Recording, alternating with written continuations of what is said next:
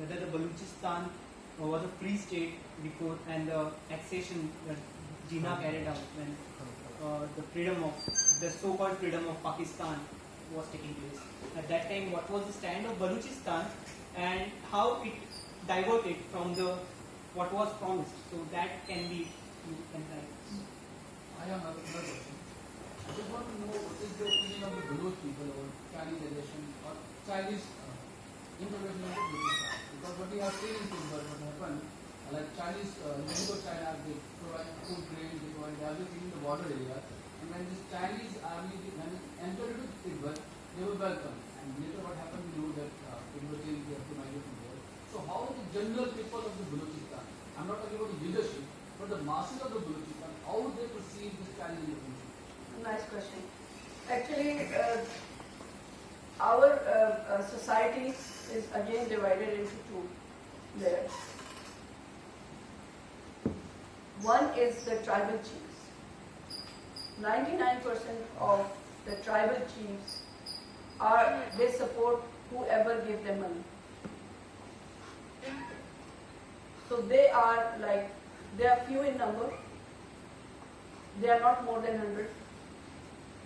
But British and after that Pakistan, they supported their dictatorship on Baloch people. But the Baloch people, they are always for freedom. So the minority, 100 people with Pakistan and the other 40 million with freedom. So it's Baloch people who are taking on this movement. Like our freedom fighters are they have camps in the mountains for last 70 years. They are fighting. And every generation they grow up and they join them. They live in the cities also, but people, they are not they don't live openly, but they are all around. Even women are freedom fighters. And this how we are connected with our people, how freedom fighters are connected with the people, the masses, because there is no other country, there is no other nation who supports Baloch freedom movement. No one.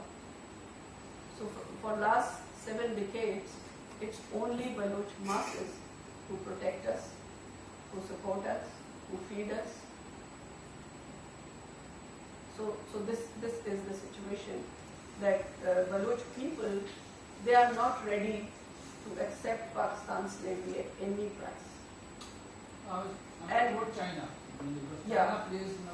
China is now the biggest the bigger partner of this enslavement is China.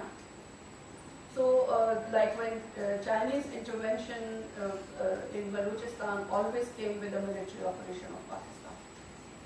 So this is the way China is crushing Baloch people, and you will not see any Chinese roaming around there. I see Chinese in India, no? They roam around. Anybody can come and roam around in India. We are very nice people. We are not like this. But so no Chinese can roam around in Balochistan. If anybody see Chinese,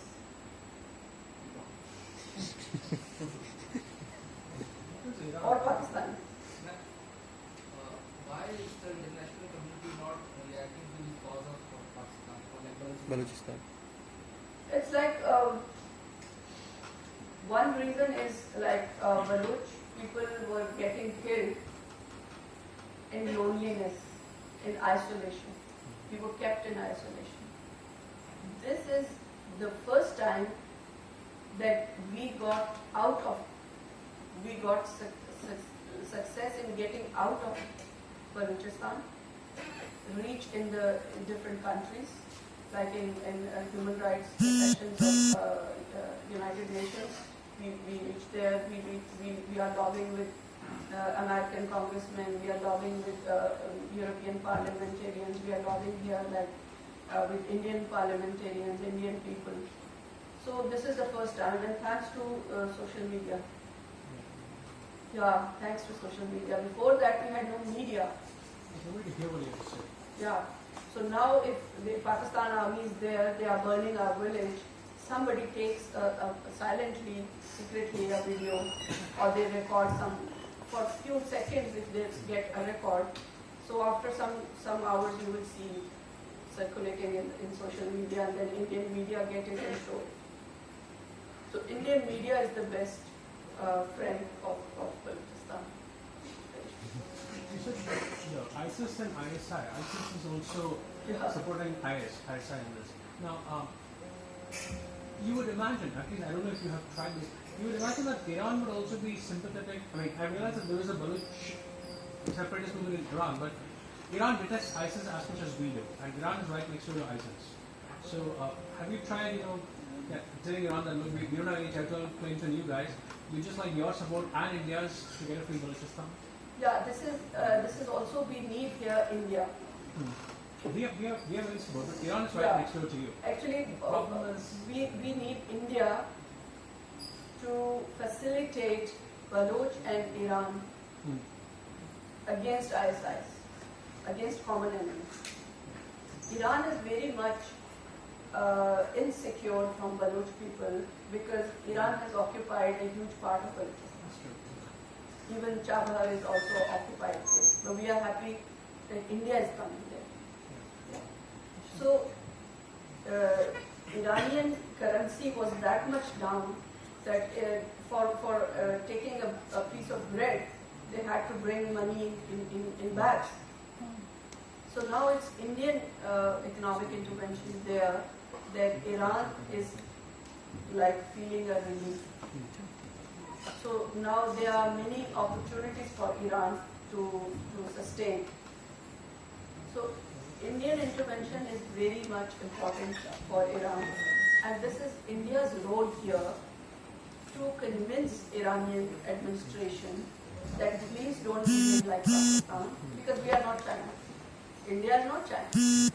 So if we are not China, we don't expect you to behave like Pakistan, killing, hanging, genociding, throwing Baloch out of Chabahar project area and all that. Don't do this. Leave the people here. Respect the Indigenous Peoples' Rights Convention of United Nations, because we have signed it and we respect it. Iran also has signed it. And Balochs are not your enemies.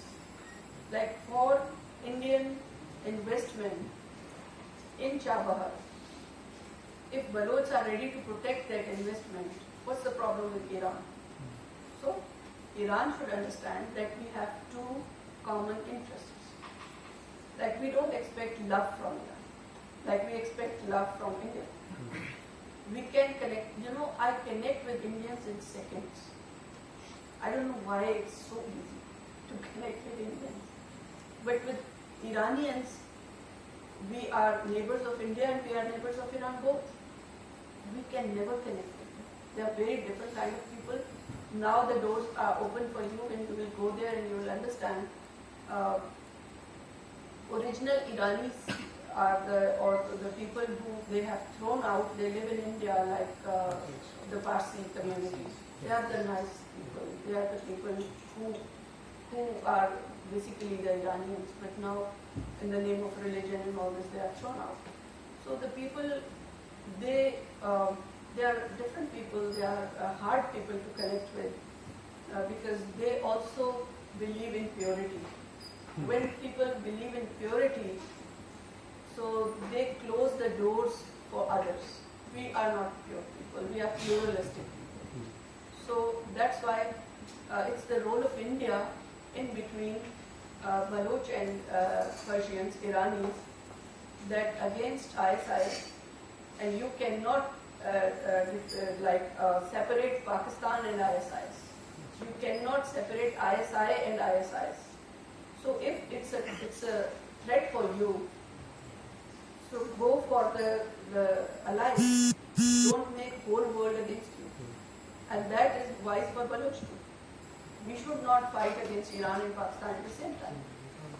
So Pakistan is the basic enemy of humanity. I don't like to use the word enemy, especially in university. But humanity is threatened by the mindset of Pakistan. Pakistan Army is also having some Baloch regiment. It's basically from the time of British, they made a Baloch regiment, but Baloch never joined that. It's just named.